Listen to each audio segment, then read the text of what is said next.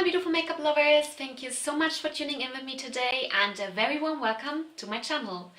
So today we're gonna speak about palettes, eyeshadow palettes that I have a complicated relationship with.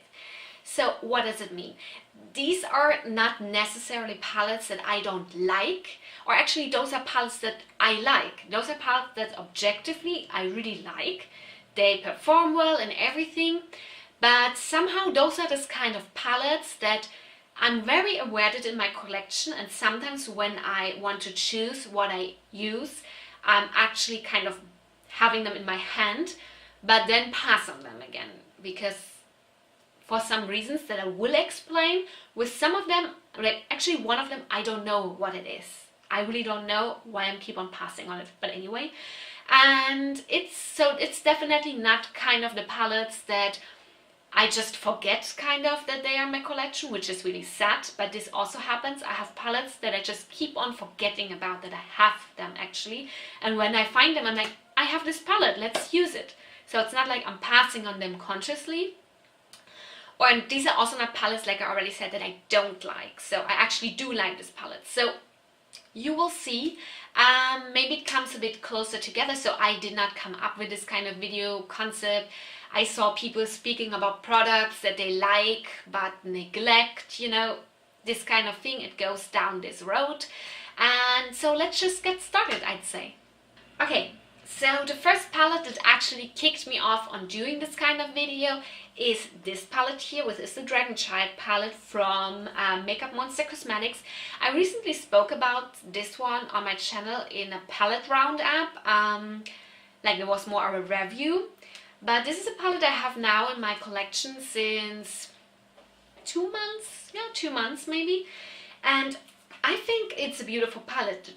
The shades perform well, they are pigmented, but every time I'm grabbing this one, I am passing on it. And the reason is do you know when like a trend is going on and there's always one company that takes it a notch too far? And I think this was a little bit the case with Makeup Monsters and their Dragon Child palette, because pigmented, like more pigmented matte eyeshadows are definitely a thing that goes, like colorful ones, something that has been like becoming more and more trendy over the year, and I feel like they took it a bit too far. Because those are so pigmented that even if I set my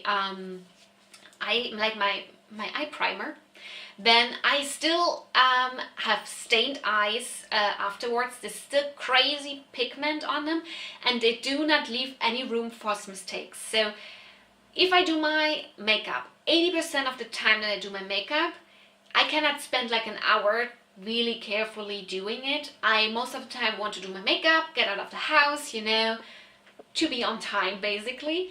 And with this one, I know if I use this one, I have to work very careful. So if you make mistakes with this one, it's not a forgiving palette. So you have to have time.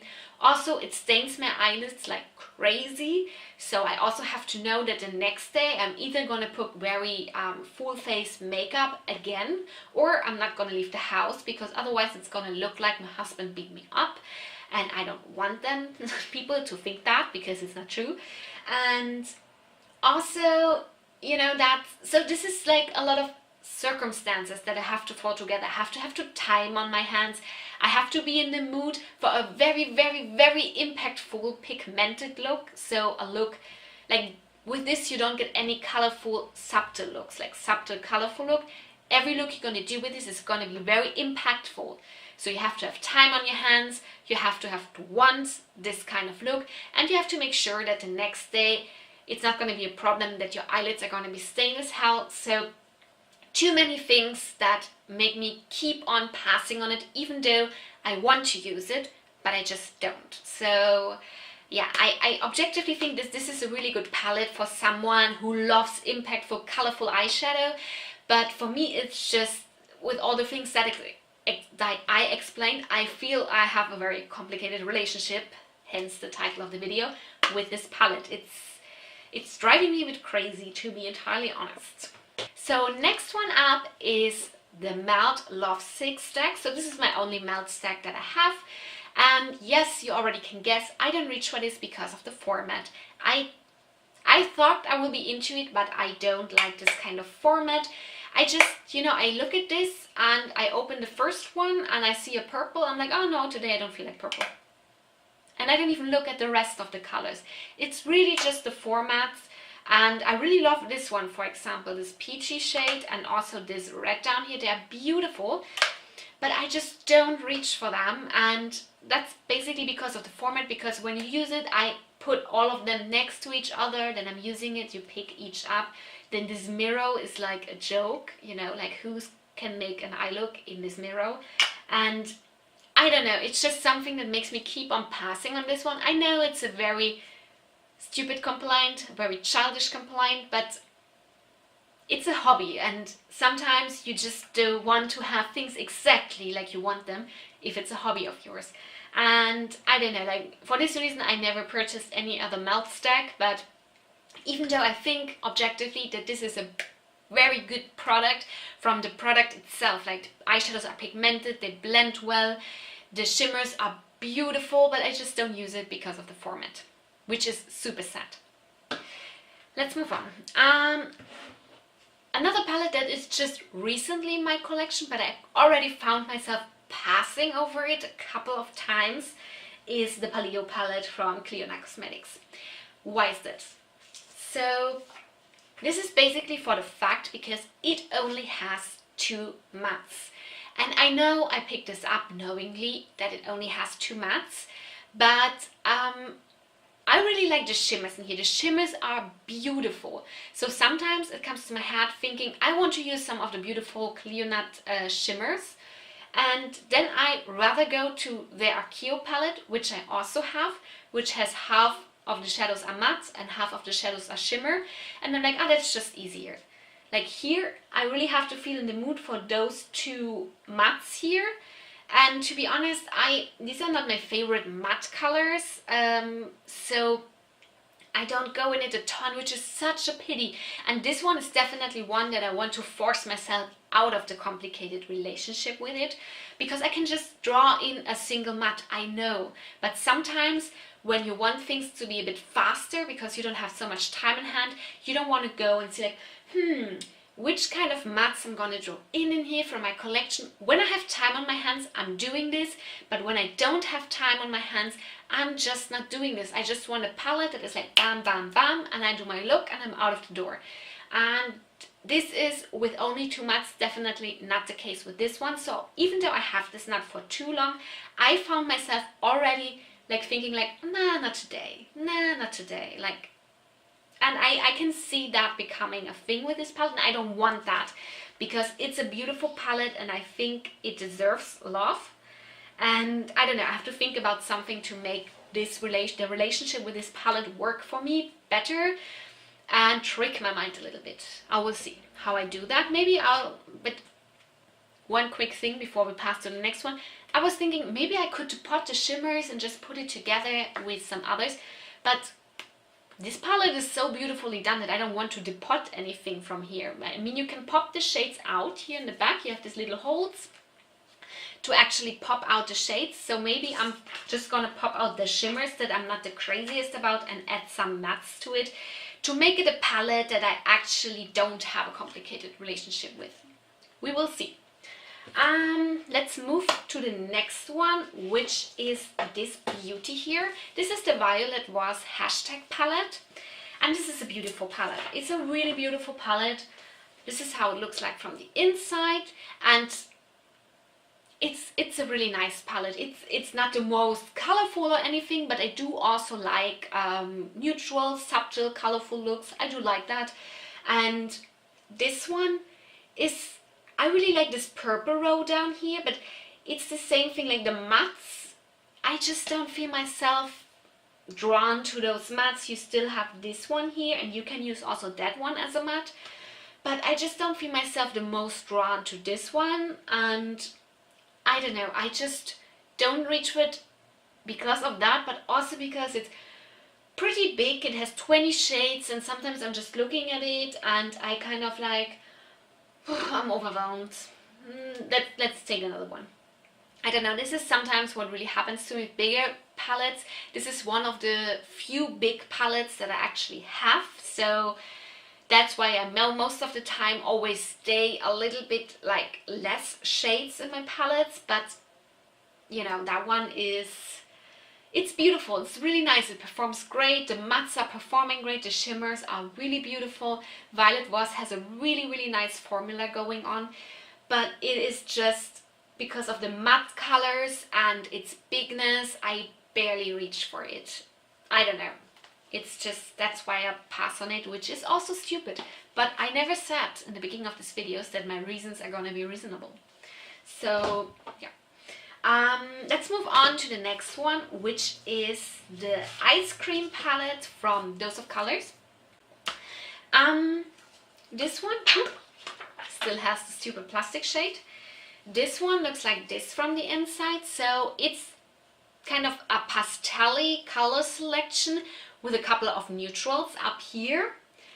And I think this is a really pretty palette, and I really love, for example, this lavender shade. I love the green in here. I really like this kind of like blueberry swirl, this very purpley matte. It's a nice palette and it performs well, it looks good on you, it lasts long, but I don't reach for it because most of the time when I'm doing a look with this, I really want to draw in the colors, of course. I mean, if I want to do a neutral look, this is not the kind of palette I'm gonna pop out, but I always end up with a pastel-y look, and when I want a pastel look, I'm usually reaching for other palettes. So when I want a pastel look, I'm usually reaching for my Blush Stripe Blossom palette, or I'm reaching now for the Creepy Cute palette from Strobe Cosmetics.